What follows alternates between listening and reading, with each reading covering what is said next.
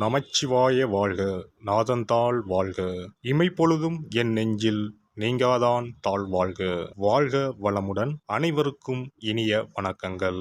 நிகழும் ஸ்ரீ மங்களகரமான குரோதி ஆண்டு ஆடி மாதம் 16ஆம் தேதி வியாழக்கிழமை அன்று துவாதசி திதியில் மிருகசிரிசம் நட்சத்திரத்தில் வியாகாதம் நாமயோகத்தில் தைத்தூலம் கர்ணத்தினில் மகா பிரதோஷம் கூடிய நன்னாளில் இந்த மகத்தான ஆகஸ்ட் மாதம் பிறக்கிறது. இம்மாத கிரகநிலை என பார்த்தால் ரிஷபராசியில் குரு பகவானும் செவ்வாய் பகவானும், கடகராசியில் சூரிய பகவானும் புதன் பகவானும், சிம்ம ராசியில் சுக்கிர பகவானும், கன்னிராசியில் கேது பகவானும் உள்ளனர். கும்பராசியில் சனி பகவான் வக்ர நிலையில் உள்ளார். மீனராசியில் ராகு பகவான் சஞ்சாரம் செய்கின்றார்.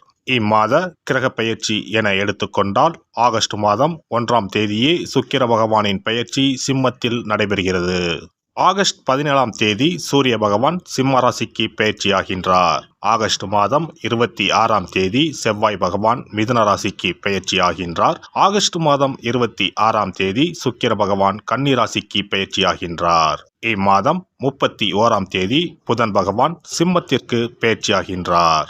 இந்த கிரகங்களின் சஞ்சாரம் மற்றும் இடப்பெயர்ச்சியால் உங்கள் ராசிக்கு இம்மாதம் என்னென்ன பலன்கள் கிடைக்கப் போகின்றது என்பதனையும், அசுப பலன்கள் ஏற்படுமாயின் ராசிக்காரர்கள் செய்ய வேண்டிய பரிகாரம் என்ன, வழிபட வேண்டிய தெய்வம் யார் என்பதனையும் காண்போம்.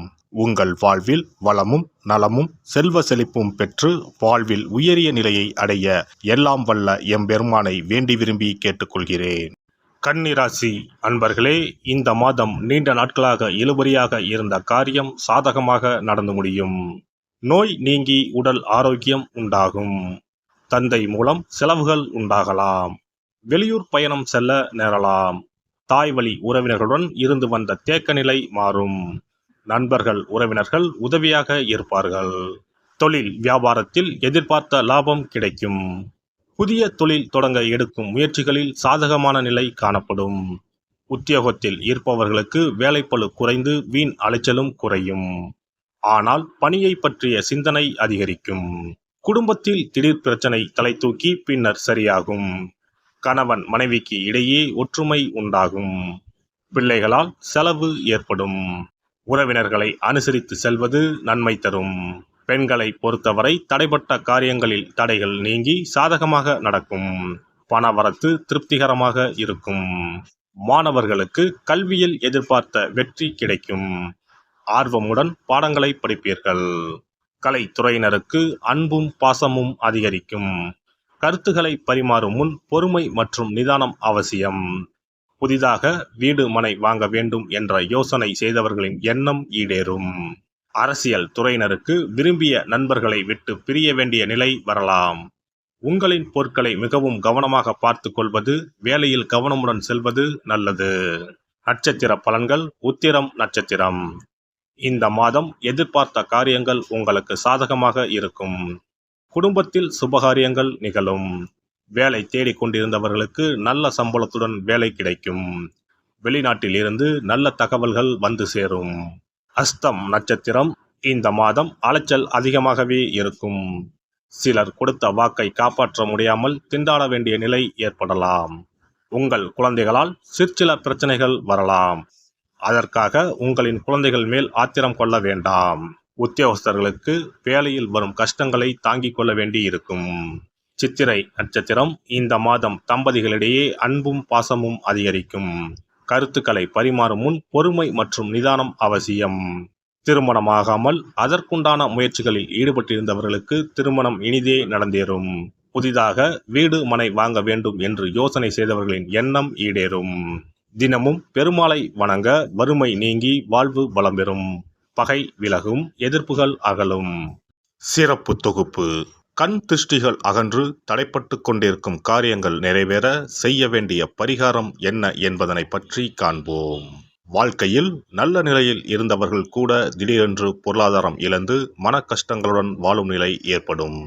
இந்த நிலை எதனால் ஏற்பட்டது என்று ஆராய்ந்து பார்த்தால் பெரும்பாலும் அவர்களின் மீதான கண் திருஷ்டிதான் காரணமாக இருக்கும். கல்லடி பட்டாலும் கண்ணடி படக்கூடாது என்று சொல்வார்கள் அல்லவா, அது உண்மைதான். இது போன்ற பிறரின் பொறாமை கொண்ட கண் திருஷ்டியினால் பலரின் வாழ்க்கை சிரமத்திற்கு ஆளாக நேரிடும். இது போன்ற கண் திருஷ்டிகளிலிருந்து எப்படி தப்பிப்பது? இருக்கவே இருக்கிறது எளிதாக கிடைக்கும் ஊமத்தஞ்செடி. தெய்வ சக்தி நிறைந்த செடியாக கருதப்படும் ஊமத்தஞ்செடியின் காய், பூ, இலைகள் என அனைத்தும் தீய சக்திகள் விரட்ட பரிகாரத்துக்கு பயன்படுகிறது. பொதுவாக ஊமத்தம் காய்க்கு கெடுதலை அகற்றக்கூடிய சக்தி உண்டு. நம் வீட்டில் உள்ள எதிர்மறை சக்தியை அகற்றுவதற்கு ஊமத்தங்காய் தீபம் சிறந்த பரிகாரமாகிறது. தெய்வீக மகத்துவம் நிறைந்த ஊமத்தங்காய் மற்றும் பூவையும் எடுத்துக்கொள்ளுங்கள். வீட்டுக்கு அருகில் இல்லை என்றால் நாட்டு மருந்து கடைகளில் கிடைக்கும். இந்த 2 பொருட்களையும் மஞ்சள் தண்ணீரை கொண்டு நன்றாக கழுவி விடுங்கள். சிறிது நேரம் அவற்றிலுள்ள ஈரம் போக ஆறவிட்டு பிறகு அவற்றை ஒரு மஞ்சள் துணியில் குலதெய்வத்தை வேண்டி ₹1 நாணயத்தோடு சேர்த்து முடிந்து வீட்டின் நிலைப்படியில் கட்டி தொங்க விடுங்கள். இந்த முடிச்சை வெள்ளிக்கிழமை அல்லது ஞாயிற்றுக்கிழமைகளில் தயார் செய்து வாசல் படியில் கட்டுவது சிறப்பு. தினமும் வீட்டில் தீபம் ஏற்றி காண்பிக்கும் போது இந்த முடிச்சுக்கும் காண்பிக்கவும். இதேபோல் ஊமத்தம் இலைகள் கிடைத்தால் அந்த இலைகளை சுத்தமான மஞ்சள் தண்ணீரில் கழுவிவிட்டு அவற்றை கொண்டு வீட்டில் இருக்கும் விநாயகருக்கு திங்கள் கிழமைகளில் தொடர்ந்து அர்ச்சனை செய்து வர வேண்டும். ஊமத்தம் பூவையும் விநாயகருக்கு சூட்டலாம். 3 வாரங்கள் தொடர்ந்து திங்கள் கிழமைகளில் விநாயகருக்கு ஊமத்தை இலையால் அர்ச்சனை செய்து ஊமத்தம் பூவை சூட்டி வழிபட்டால் வீட்டில் உள்ள கெட்ட சக்தி நடமாட்டம் மற்றும் கண் திருஷ்டிகள் தீரும். ஊமத்தம் செடியும் சிவபெருமானுக்கு உகந்த இலை ஆகும். இந்த ஊமத்தங்காய் வைத்து சிவபெருமானுக்கு தீபம் ஏற்றி வழிபடுவதன் மூலம் நமது பிரச்சனைகளில் இருந்து எளிதாக விடுபட முடியும். முதலில் 2 ஊமத்தங்காய்களை எடுத்துக்கொள்ள வேண்டும். அவற்றின் மீது முட்கள் இருப்பதால் மிகவும் கவனமாக கையாள வேண்டும். ஊமத்தங்காயின் காம்பு பகுதிகளை வெட்டி கொண்டு கத்தியை பயன்படுத்தி ஊமத்தங்காயின் உள்ளே இருக்கும் விதை பகுதியை முழுவதுமாக நீக்கிவிட வேண்டும். பின்னர் 2 அகல் விளக்குகள் மற்றும் விளக்கு வைப்பதற்கான 2 தட்டுகளை எடுத்து சுத்தம் செய்து அவற்றிற்கு மஞ்சள் குங்குமம் போட்டு வைத்துக் கொள்ள வேண்டும். பின்னர் 2 தட்டின் மீதும் ஒவ்வொரு அகல் விளக்கை வைத்துக் கொள்ள வேண்டும். அதன் பிறகு எப்போதும் பூஜை செய்வதற்கு வைப்பது போன்ற வெத்தலைப்பாக்கு, பழம் போன்றவற்றை வைத்துவிட்டு 2 விளக்குகளையும் ஏற்றி சிவபெருமானை மனதார வேண்டிக் கொள்ள வேண்டும். எனக்கு இருக்கும் பிரச்சனைகள் அனைத்தும் தீர்ந்து இன்பமான வாழ்க்கை கிடைக்க வேண்டும் என வேண்டிக் கொள்ள வேண்டும். இந்த பூஜையை வெள்ளிக்கிழமை அன்று தொடங்கினால் தொடர்ந்து 9 வெள்ளிக்கிழமைகள் செய்ய வேண்டும். ஊமத்தங்காயின் மீது எவ்வாறு முட்கள் இருக்கிறதோ அதுபோல நமது வாழ்க்கையில் இருக்கும் முட்கள் போன்ற பிரச்சனைகளை அவை தீர்த்து வைக்கின்றன. இந்த பூஜையை நாம் தொடர்ந்து செய்து வருவதால் நம் மீது இருக்கும் கண் திருஷ்டிகள் அகன்றுவிடும். தீராத துயரங்கள் தீர்ந்துவிடும். பணம், நகை நம்மிடம் பெருகி வரும். சிலருக்கு கையில் சுத்தமாக பணம் இருக்காது. வறுமை தாண்டவமாடும். கடன் தொல்லையால் கஷ்டப்படுவார்கள். பண பிரச்சனையில் சிக்கி கொண்டிருப்பவர்கள் இந்த தீபத்தை ஏற்றினால் 3 வாரங்களில் நல்ல பலனை பெற முடியும். தொழிலில் நல்ல முன்னேற்றம் இருக்கும். கடன் பிரச்சனைகள் தீரும். உறவினர்களிடையே பகைமை இருந்தால் அவையும் மறைந்துவிடும். நோய்வாய் உள்ளவர்கள் இந்த தீபத்தை ஏற்றுவதன் மூலம் நல்ல பலனை பெற முடியும்.